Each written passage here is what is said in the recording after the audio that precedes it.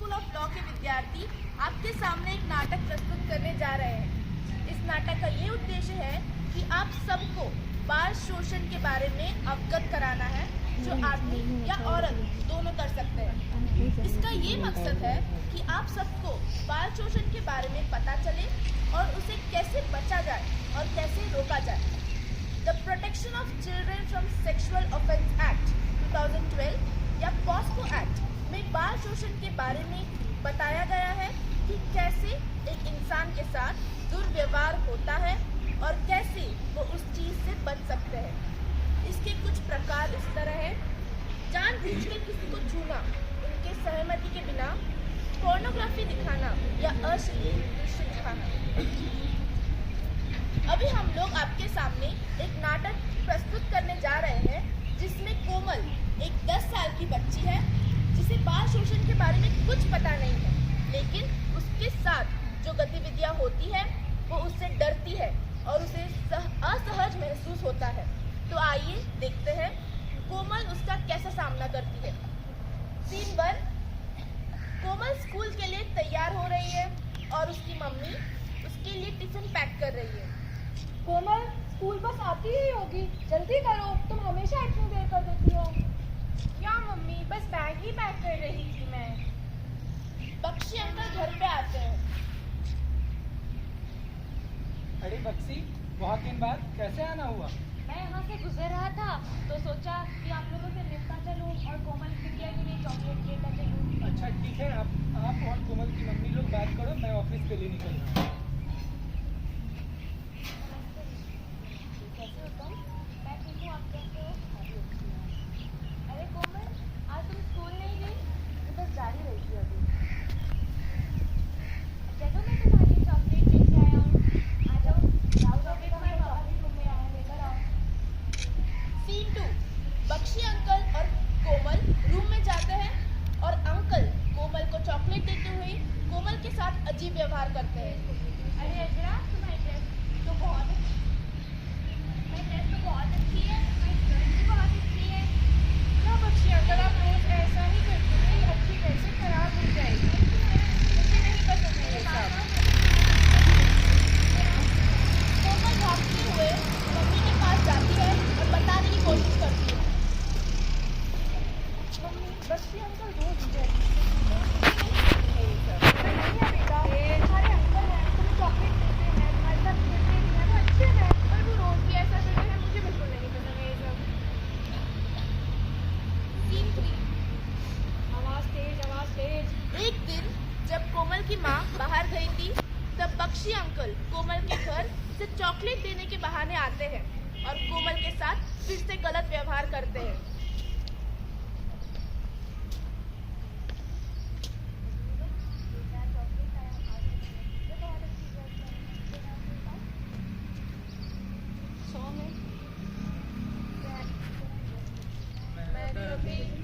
बतलाता नहीं, पर कहता हूँ मैं माँ, तुमसे मैं ये कहता नहीं, पर सहम जाता हूँ मैं माँ।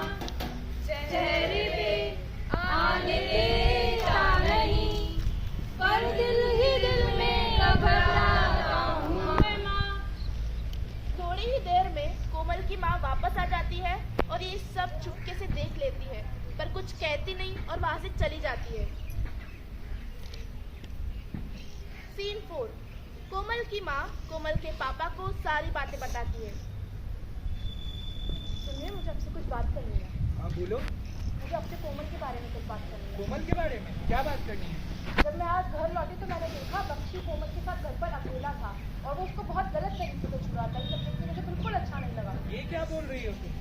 कोमल तो उसकी बेटी जैसी है। मैं सच कह रही हूँ, मैंने खुद देखा है ये सब।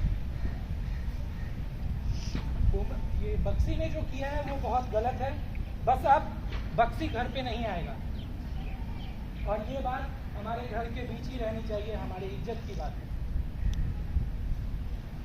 अगर आपको कभी ऐसा असुरक्षित महसूस हो जैसे बख्शी अंकल ने कोमल को करवाया है, तो आपको ऐसे लोगों से सतर्क और दूर रहना चाहिए। बच्चों को अपने माता पिता या किसी ऐसे ऐसे इंसान जिस पर वो भरोसा करते हो उन्हें ये बातें बतानी चाहिए और पेरेंट्स को अपने बच्चों की बात सुननी और समझने की कोशिश करनी चाहिए ताकि वो इस चीज़ के ऊपर जल्दी से जल्दी कार्रवाई करें और बच्चों को सुरक्षित रखें। बच्चों, ये ज़रूरी नहीं है कि ऐसी घटना सिर्फ घर पे ही हो। ऐसी दुर्घटना कहीं बाहर या आपके स्कूल में भी हो सकती है। इससे जुड़ा एक नाटक हम आपके सामने प्रस्तुत करने जा रहे हैं। सीन 1। एक स्कूल की क्लासरूम में बच्चे बात कर रहे हैं। टीचर मिस्टर पाठक सर क्लास के सामने खड़े हैं। 10 साल का बच्चा जय अपनी डेस्क पर बैठा है और थोड़ा परेशान सा लग रहा है। टीचर क्लासरूम में आते हैं। Good morning sir. Good morning बच्चों। शांत हो जाइए बच्चों। जय, आपको कुछ वर्क दिया गया था, प्रोजेक्ट कंप्लीट हुआ? Yes sir. वेरी गुड, बहुत अच्छे। वो जय के कंधे पर हाथ रखते हैं जो थोड़ा ज्यादा देर तक रहता है। जय असहज महसूस करता है। आपको पता है आप मेरे फेवरेट टीचर हैं? Yes sir. आप क्लास के बाहर मिले, आपसे कुछ काम है, ठीक है? Okay sir. सीन 2। जय झूले पर अकेला बैठा है और परेशान सा लग रहा है। उसकी दोस्त सारा उसके पास आती है। क्या हुआ जय, तुम इतने परेशान क्यों हो? कुछ बात हुई है क्या? सारा क्लास मिस्टर पाठक सर मेरे बहुत पास आते हैं, मुझे बहुत टच करते हैं, मेरे को बिल्कुल अच्छा नहीं लगता। तो ये तो बहुत गलत है। तुमने किसी को बताया? सारा मुझे डरता, मेरे पे कोई विश्वास नहीं करेगा। कोई क्यों विश्वास नहीं करेगा? चलो स्कूल के काउंसलर के पास चलते, वो हमसे बड़े हैं, वो जरूर समझेंगे इस बात को। चलो। ओके सारा।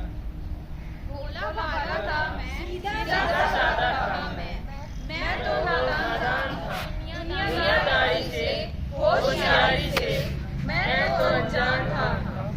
लगी चोट ऐसी मेरे दिल पे, बिगड़ सा गया टूट के। सीन 3। काउंसलर आते हैं। क्या हुआ बच्चों, आज मेरे ऑफिस में क्या बात हो गई? सर जय को आपसे कुछ बात करनी थी। बोलो जय। सर मिस्टर पाठक सर मेरे बहुत पास आते हैं, पर बहुत टच करते हैं, मुझे बिल्कुल अच्छा नहीं लगता सर। टच करते मतलब मैं समझा नहीं। आपको गुड टच या मतलब बैड टच करते हैं? आपको पता है गुड टच या बैड टच क्या होता है? No sir. मैं आपको बताता हूँ। हमारे शरीर में 4 ऐसी जगह होती है जहाँ हमें कोई टच नहीं करना चाहिए। पहला अपना मुंह, दूसरा अपना चेस्ट, तीसरा लेग्स के बिटवीन और चौथा वेस्ट के पीछे। यहाँ आपको कोई सिर्फ आपके माता पिता और डॉक्टर भी तब जब माता पिता की उपलब्धि वहाँ पे हो। इनके अलावा आपको कोई वहाँ पे टच नहीं कर सकता। वो कोई टच करता है तो वहाँ से जोर से चिल्लाइए नहीं और वहाँ से भागिए। ये सब चीज़ें गलत होती है। कोई आपके सामने कपड़े चेंज करता है वो गलत है। आपके पेरेंट्स के अलावा आपको कोई भी उन जगह पे हाथ नहीं लगा सकता है। अभी जो हुआ है आपके साथ वो बैड टच था, तो इसका जो एक्शन होगा वो प्रिंसिपल सर लेंगे। तो हम प्रिंसिपल सर के पास जाएंगे और प्रिंसिपल सर को कहेंगे कि कुछ कार्यवाही करेंगे। Okay sir, thank you sir. बच्चों, ये जरूरी नहीं है कि कोई व्यक्ति आपके घर का ही हो। वो व्यक्ति अनजान या जान पहचान का भी हो सकता है। तो हमें ऐसे व्यक्ति से सतर्क रहना चाहिए। इस बारे में अपने मम्मी पापा बहन भाई को जरूर बताइए, चुप ना रहे। अब जो नाटक हम दिखाने वाले हैं वो एक 14 साल की लड़की के बारे में है जो हर रोज स्कूल बस से आती और जाती है और बस के ड्राइवर ने माया के साथ बहुत बार गलत व्यवहार और छेड़छाड़ करने की कोशिश की है और माया ने अपने पेरेंट्स को ये बात बता दी है, पर वो समझ नहीं पा रहे कि क्या कार्रवाई लेनी चाहिए और इस चीज से माया के ऊपर बहुत मानसिक तनाव पड़ा है जिसके कारण वो किसी भी चीज में ध्यान नहीं लगा रही। सीन 1। माया अपने फोन को खाली नजरों से घूर रही है। घबराहट में उसकी उंगलियां हिल रही है। माँ उसे कभी कभी देख रही है, स्पष्ट रूप से चिंतित है, जबकि पिता गहरी सांस लेते हैं। माया, तुमने अभी खाने को छुआ भी नहीं है, क्या तुम ठीक हो? मुझे भूख नहीं है माँ। बेटा तुमने हफ्ते भर से कुछ नहीं खाया है, ऐसे आप कमजोर पड़ जाओगे।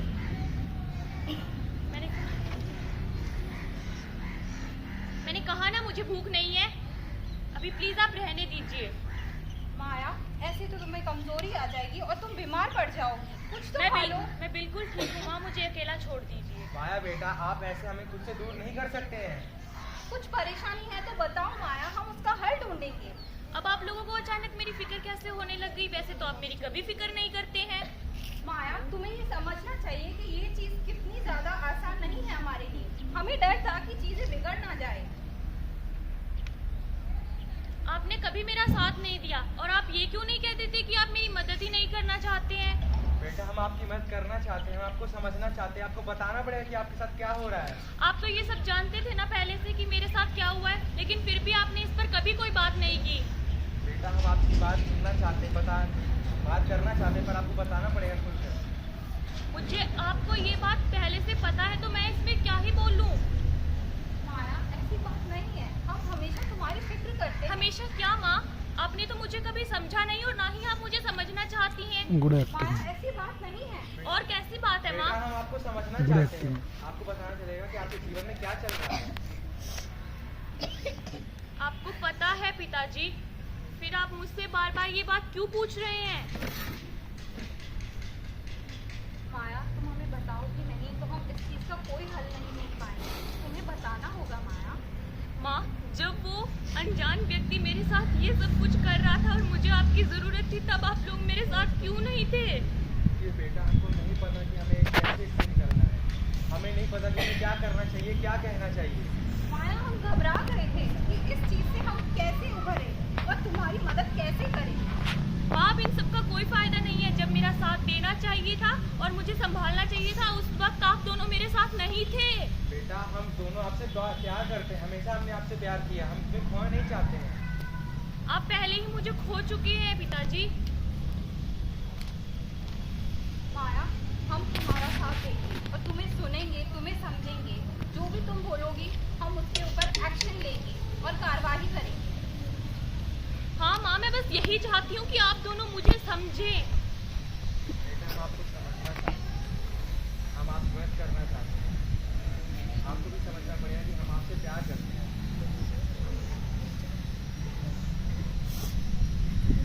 माया, बोलो, हम तुम्हें सुन रहे हैं।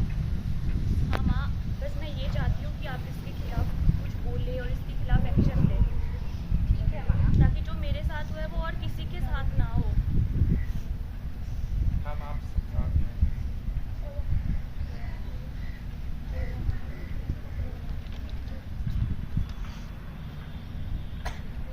गिर रही हूँ, टूट रही हूँ, संभाल लेना, संभाल लेना। बिखर रही हूँ, समेट लेना, समेट लेना। कभी गिरूं तो हाथ थाम लेना।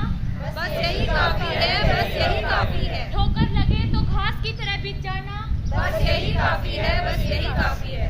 कांटे आए तो फूल बन जाना। बस यही काफी है, बस यही काफी है। सीन 2, माँ काउंसलर से बात करती है। हेलो। हेलो, कौन बोल रहा है? हेलो टीचर, मैं मिस शर्मा बोल रही हूँ, माया की मम्मी। हाँ मिस शर्मा, बताइए कैसे कॉल किया? मुझे माया को लेकर आपसे कुछ बात करनी थी टीचर। वो काफी दिनों से बड़ी चुप है, ना तो उसका पढ़ाई में ध्यान लग रहा है और ना ही वो अपने दोस्तों के साथ कहीं खेलने जा रही है। हाँ मिस शर्मा, मुझे भी आपको माया को लेकर इसी बारे में बात करनी थी। वो आज के क्लास में भी बहुत चुप रहने लगी है, ना उसका पढ़ाई में ध्यान है, ना उसका कहीं और मन लगता है।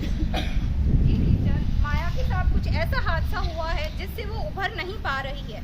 उसके बस ड्राइवर ने उससे बहुत गलत तरीके से छेड़छाड़ की है और वो उसे भुला नहीं पा रही है। अरे ये तो माया के साथ बहुत ही गलत हुआ है। कल आप उसे मेरे पास लेकर आइए, मैं उसे इस बारे में बताऊंगी और उसे समझाऊंगी भी। जी टीचर। बच्चों, आज के दौर में हमें बहुत ही सतर्क और सावधान रहना चाहिए।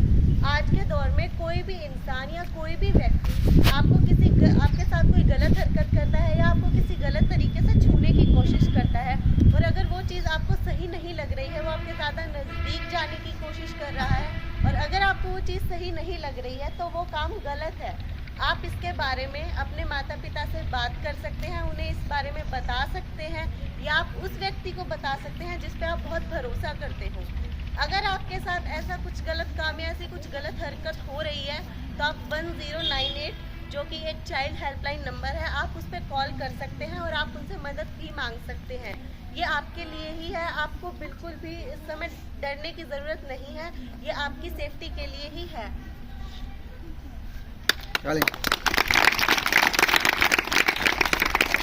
जैसे इस नाटक में माया के साथ एक अनजान व्यक्ति ने दुर्व्यवहार किया है, वैसे ही किसी अन्य व्यक्ति के साथ भी हो सकता है।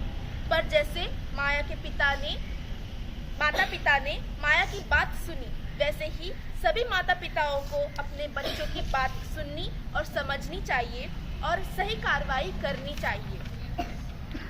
हम ये 3 नाटक आपके सामने प्रस्तुत करके ये बताना चाहते हैं कि आपके साथ भी कोई दुर्व्यवहार कर सकता है और अगर करे तो इसे रोकने के लिए और बचने के लिए क्या क्या कर सकते हैं।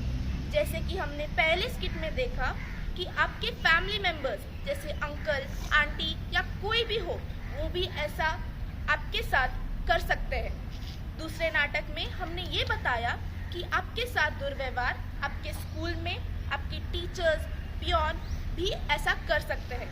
तीसरे स्किट में हमने आपको ये समझाने की कोशिश की कि कोई अनजान व्यक्ति जैसे बस ड्राइवर, टैक्सी ड्राइवर या कैब ड्राइवर भी ऐसा गलत व्यवहार कर सकते हैं, इसलिए हमेशा सावधान रहना चाहिए। तो तीनों नाटक से हम ये कहना चाहते हैं कि आपके साथ भी ऐसा होता है तो बिना कोई हिचक के अपने पेरेंट्स को या फिर किसी ऐसे इंसान जिस पे आपको पूरा भरोसा हो, उनको बताइए और उनको समझाने की कोशिश कीजिए। और हम पेरेंट्स से भी ये अनुरोध करते हैं कि वो भी बच्चों को समझे और उनके साथ क्या हो रहा है और सही कार्रवाई करे और इस चीज़ों को छुपा के ना रखें। कैसा लगा सबको?